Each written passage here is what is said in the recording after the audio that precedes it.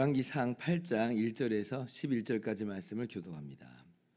이에 솔로몬이 여호와의 언약궤를 다윗성 곧 시온에서 메어 올리고자 하여 이스라엘 장로와 모든 지파의 우두머리 곧 이스라엘 자손의 족장들을 예루살렘에 있는 자기에게로 소집하니 이스라엘 모든 사람이 다 에다니멀 곧 일곱째 달 절기에 솔로몬 왕에게 모이고 이스라엘 장로들이 다 이름에 제사장들이 궤를 매니라. 여호와의 궤와 회막과 성막 안에 모든 거룩한 기구들을 메고 올라가되 제사장과 레위 사람이 그것들을 메고 올라가매 솔로몬 왕과 그 앞에 모인 이스라엘 회중이 그와 함께 그 궤 앞에 있어 양과 소로 제사를 지냈으니 그 수가 많아 기록할 수도 없고 셀 수도 없었더라. 제사장들이 여호와의 언약궤를 자기의 처소로 메어 드렸으니 곧 성전의 내소인 지성소 그룹들의 날개 아래라. 그룹들이 그 궤 처소 위에서 날개를 펴서 궤와 그 채를 덮었는데 채가 길므로 채 끝이 내소 앞 성소에서 보이나 밖에서는 보이지 아니하며 그 채는 오늘까지 그곳에 있으며 그 궤 안에는 두 돌판 외에 아무것도 없으니 이것은 이스라엘 자손이 애굽 땅에서 나온 후 여호와께서 저희와 언약을 맺으실 때에 모세가 호렙에서 그 안에 넣은 것이더라.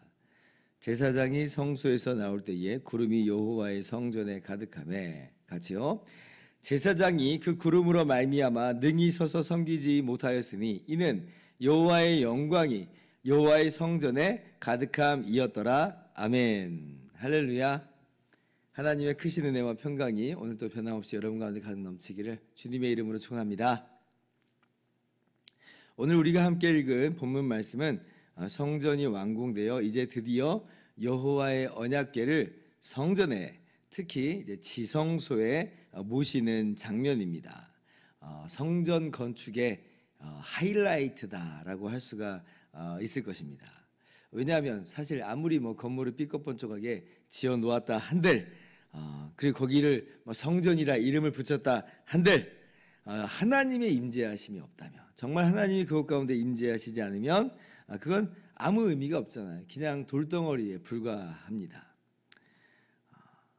그런데 이제 언약궤를 그곳에 모신다라고 하는 건 뭐냐면 하나님의 영광의 임재가 그곳 가운데 거한다라고 하는 거예요.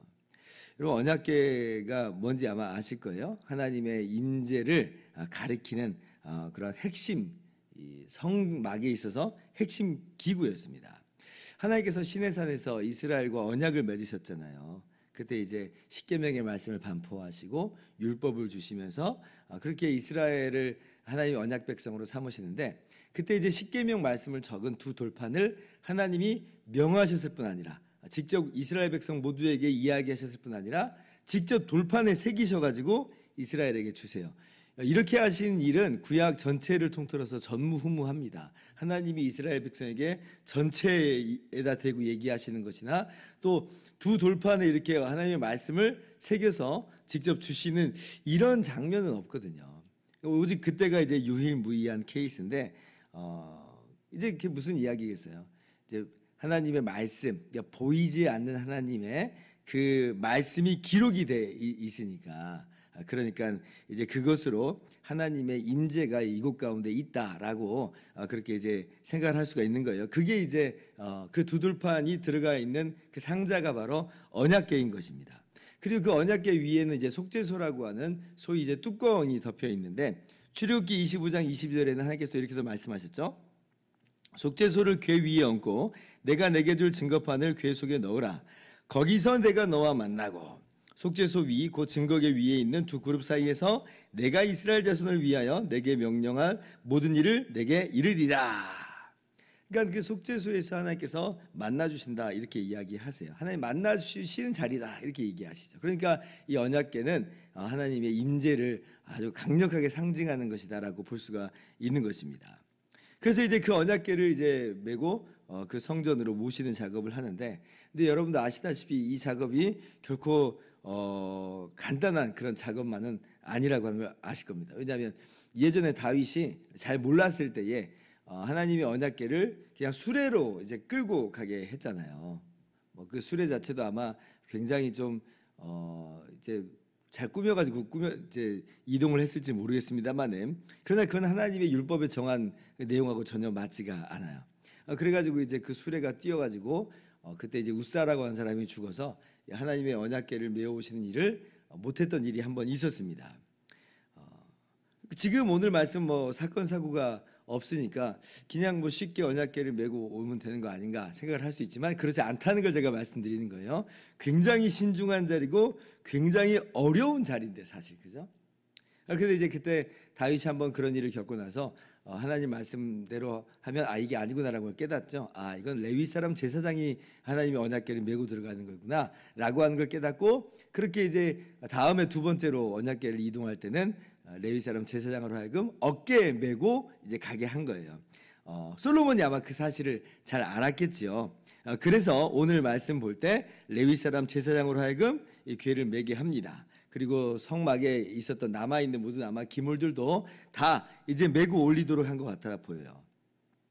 그래서 이제 아무런 사건과 사고가 일어나지 않는 거예요. 왜냐하면 하나님 말씀대로 지금 하는 거기 때문에 그렇습니다. 그래서 이제 언약궤를 이제 무사히 지성소에 그렇게 모셔드리게 된 거예요. 자, 이제 솔로몬이 할 건 다 했습니다. 자, 그러면 정말로 하나님께서 이 솔로몬이 지은 성전 가운데 임재하시는 것일까? 임재하시는 것일까? 이제 우리가 그것을 살펴봐야 되겠어요. 정말 이건 뭐 솔로몬이 지은 성전인 거냐, 아니면 하나님이 진짜 임재하시는 것이냐라고 할 때에 하나님께서 그 성전 가운데 임재하시죠. 임재하세요. 10절 11절 말씀을 교독합니다. 제사장이 성소에서 나올 때에 구름이 여호와의 성전에 가득하매 제사장이 그 구름으로 말미암아 능히 서서 섬기지 못하였으니 이는 여호와의 영광이 여호와의 성전에 가득함이었더라. 아멘. 이 구름이 이 성전에 쫙 깔리는 거예요. 구름이 쫙 깔리면서 여호와의 영광이 성전에 충만하였다. 흡사 지금 어떤 사건을 데자뷰와도 같이 보는 것 같냐면, 이 시내산에서 성막을 만들었을 때도 그때도 똑같았어요. 그때도 구름이 성막에 덮이고 여호와의 영광이 성막에 충만하였거든요. 그래서 모세조차도 능히 서서 이 성막에 들어갈 수 없었다라고 할 정도로 정말 그렇게 하나님의 영광이 이 성막 가운데 임했는데, 오늘 또 제사장들이 그 구름으로 말미암아 능히 서서 섬기지 못했다 그러잖아요. 그러니까 하나님의 영광의 임재가 강력하게 사람들이 볼 수 있도록 나타난 것입니다. 이 성전 가운데 나타난 것이에요. 하나님이 여기에 임재하신다는 것이죠. 그래서 정말 성전이에요. 정말 성전이에요. 하나님이 정말 임재하시니까. 자, 그런데 우리가 좀 주의해야 될 것이 하나 있습니다. 그럼 하나님께서 성전 가운데 임재하시는 것이니, 그러면 뭐 다른 곳에는 안 계신 것인가라고 할 때에, 여러분 그렇지 않죠. 하나님은 온 우주보다 크신 하나님인데 이 성전에만 소위 뭐 갇혀 계시고 다른 곳에는 없고 이제 그런 하나님은 아닙니다. 예레미야 23장 24절에 하나님께서 친히 말씀하시기를 나는 천지에 충만하지 아니하냐 이렇게 말씀하세요. 하나님은 어디에도 계시고 어디에든 충만하게 안 계신 곳이 없다라고 하는 거예요. 그래서 우리가 무소부재하신 하나님 이런 말을 쓰잖아요. 안 계신 곳이 없다. 편재하신 하나님 이렇게 우리가 이야기를 합니다. 그러면 자, 지금 성전에 특별히 지금 임재하시는 건 뭐냐라고 물어볼 수 있을 거예요. 다른 곳에 안 계신 게 아니에요. 다른 곳에 계시는데도 불구하고, 어디든 계신데도 불구하고 성전에 충만하게 임재하신다는 것은 뭐냐라고 할 때 여기에만 계신다는 게 아니라, 이것은요 하나님께서 언약 관계 안에서 특별한 관계로 임재하신다는 뜻이에요.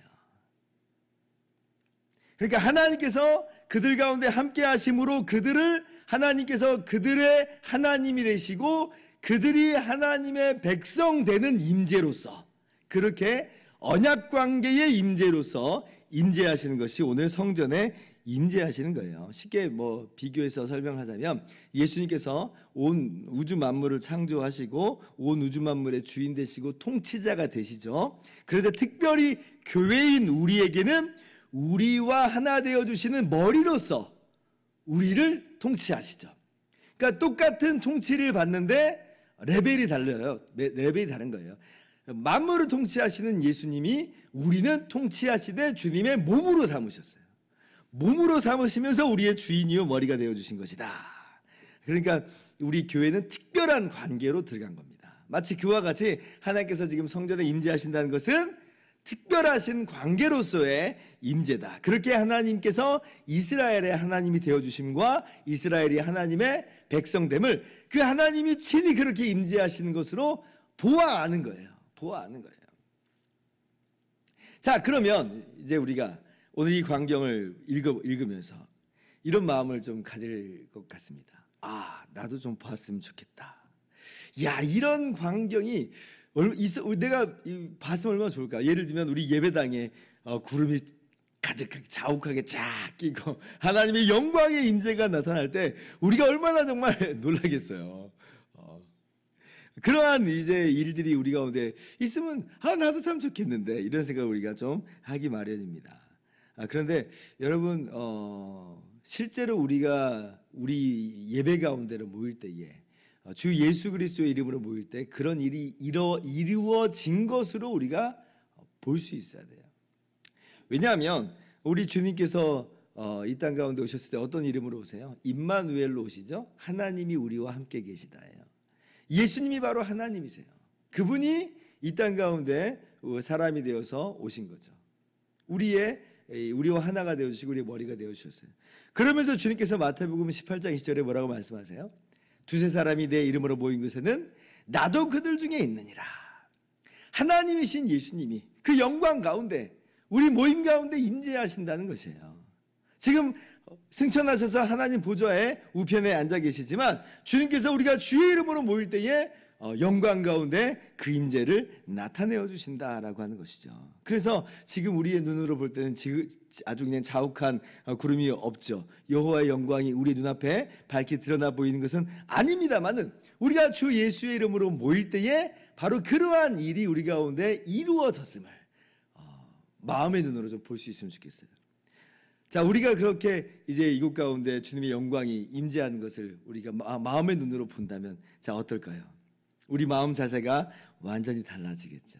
지금 이 성전에 여호와의 영광이 임재하였을 때 이 백성들의 마음가짐, 제사장들의 마음가짐이 어떻겠어요? 완전 태도가 달라졌을 것 같아요. 여기는 그냥 보통 자리가 아닌 거예요. 하나님이 임재하시는 곳이니까.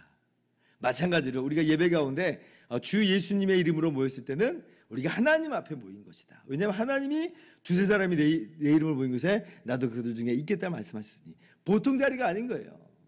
그래서 우리가 경건하게 정말 우리가 기쁨으로 주님 앞에 그렇게 서게 되는 것이고, 그러므로 우리 예배 태도가 조금 더 올바른 모습으로 가져질 거라고 보입니다. 그렇죠? 하나님 앞에 우리가 서 있으니까 우리가 마음을 다해서 예배를 드릴 것이에요. 우리의 인생과 우리의 삶의 태도도 우리가 또 다르죠. 바뀔 거예요. 왜냐하면 동일합니다. 교회 가운데 임재하시면서 하나님은 동시에 우리가 개인 안에 임재하시는 것이거든요. 영광 가운데 우리 안에 찾아와 계세요. 고린도전서 3장 16절 너희는 너희가 하나님의 성전인 것과 하나님의 성령이 너희 안에 계시는 것을 알지 못하느냐 이렇게 말씀하시잖아요. 우리 안에 하나님의 영광이 있으세요. 영광의 주님이 성령께서 임재하여 계신다는 거죠. 마치 이 광경, 구름이 자욱하고 여호와의 영광이 가득한 그 광경이 우리 안에서 이루어진 거예요. 그러면 우리의 삶도 달라집니다. 왜냐하면 하나님께서 우리 가운데 영광 가운데 임재하신데 어떻게 우리가 경거망동할 수 있겠어요?